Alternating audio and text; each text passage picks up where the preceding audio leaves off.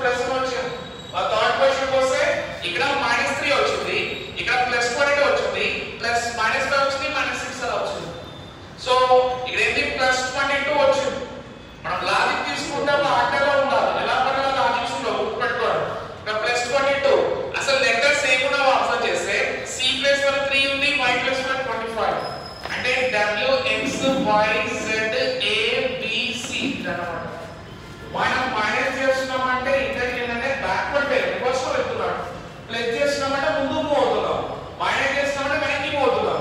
ఇక్కడ first position పోల్చినప్పుడు ఇక్కడ ఏంటి 20 కి +6 అయ్యేస్ 20 ఇక్కడ 21 కి +6 అయ్యేస్ 27 అంటే 26 తర్వాత నెక్స్ట్ లెటర్ 27 ఎలా తీసుకున్నామో సిమిలర్లీ మైనస్ చేస్తున్నామంటే ఏ అయిపోయిందంటే మళ్ళీ ఎక్కడ కౌంట్ చేయాలి Z Y X రివర్స్ లో కౌంట్ చేసుకుంటున్నాం.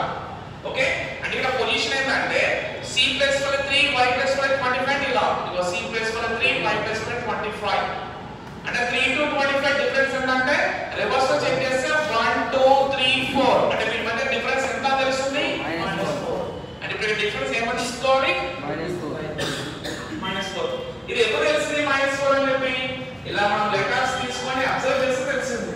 కానీ డైరెక్ట్ గా ఐడెంటిఫై చేయాలి, ఇలా లెటర్స్ తీసుకొని చెక్ చేయకుండా డైరెక్ట్ గా డిఫరెన్స్ ఐడెంటిఫై చేయడం రావాలి. ఎలా అంటే ఏవైనా రెండు అక్షరాలను పోల్చినప్పుడు ఏవైనా ఒక 2 లెటర్స్ ని కంపేర్ చేసినప్పుడు వీటి మధ్య డిఫరెన్స్ అనేది 20 ఆర్ మోర్ దెన్ 20 రేంజ్ లో డిఫరెన్స్ వచ్చినప్పుడు ఏవైనా రెండు అక్షరాలను పోల్చాం C + 3 Y + 25 how much difference is 22 ఏవైనా రెండు అక్షరాలను పోల్చినప్పుడు వాటి మధ్య తేడా అనేది 20 లేదా 20 కంటే ఎక్కువ వచ్చినప్పుడు ఏం చేయాలంటే first letter place value direct place value కాకుండా రివర్స్ తీసుకోవాలి. అంటే C + 3 అని తీసుకోవచ్చు, లేదంటే దీన్ని ఏమని తీసుకోవచ్చు అంటే 29 27 లెటర్ ఏంటంటే A 28 లెటర్ ఏంటంటే B 29 ఏంటంటే ఏం కావాలి C కాబట్టి C అని తీసుకున్నారు. ఎందుకు ఇలా అలా మా ప్లస్ అనేది ఎక్కువ వస్తుంది కాబట్టి సో డిఫరెన్స్ అనేది ఎక్కువ వస్తుంది కాబట్టి నేను చెప్తున్నాను. ఏవైనా రెండు అక్షరాలను పోల్చినప్పుడు వాటి మధ్య తేడా 20 లేదా అంతకంటే ఎక్కువ వచ్చినప్పుడు మొదటి అక్షరం యొక్క స్థానం ఇవ్వాలి, డైరెక్ట్ ప్లేస్ లో కాకుండా రివర్స్ తీసుకోండి. అంటే C + 3 అని తీసుకోవచ్చు, 29 లో తీసుకోవచ్చు. సో 29 to 25 డిఫరెన్స్ ఎంత కావాలి -4 పర్ఫెక్ట్లీ డన్ అయింది. ఇప్పుడు అది -3 -4 -5 -6 ఇక్కడ నెక్స్ట్ ఏం చేయాలి -7 n + 1 14 14 నుండి 7 తీసేసాక రిమైనింగ్ 14 14 లెటర్ n కావాలి n + 12 14 and 7 ఇచ్చేసి రిమైనింగ్ 7 7 లెటర్ n కావాలి C అంటే ఆన్సర్ వచ్చేసి ఏం కావాలి A Z C. ఇది ఎస్ఐ మెయిన్స్ లో క్వశ్చన్, పాస్ట్ లో ఎస్ఐ మెయిన్స్ లో ఇచ్చిన క్వశ్చన్ ఇది.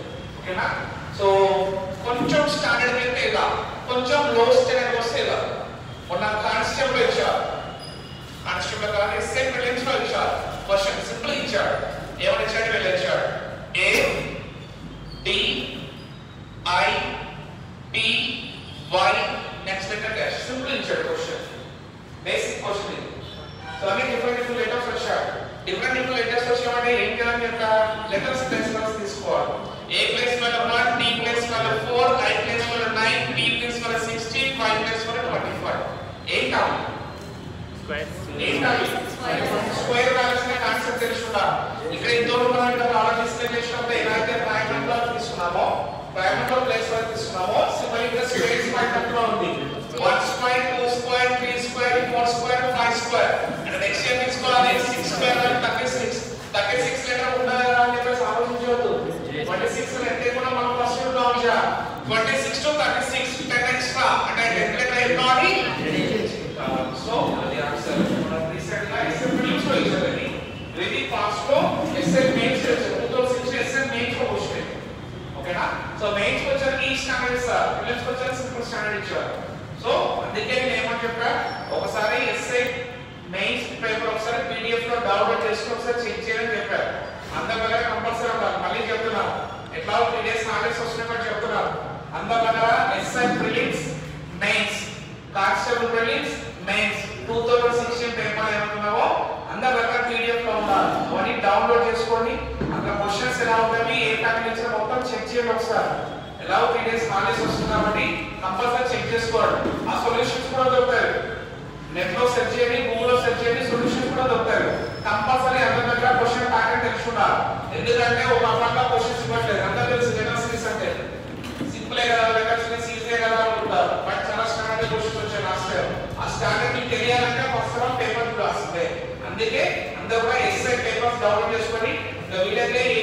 ఏ పేపర్ కూడా డౌన్లోడ్ చేసుకోండి. అందులో ఒక మంచి స్టాండర్డ్ క్వశ్చన్స్ వచ్చాయి, అది కూడా డౌన్లోడ్ చేసుకొని చూసుకోండి ఒకసారి.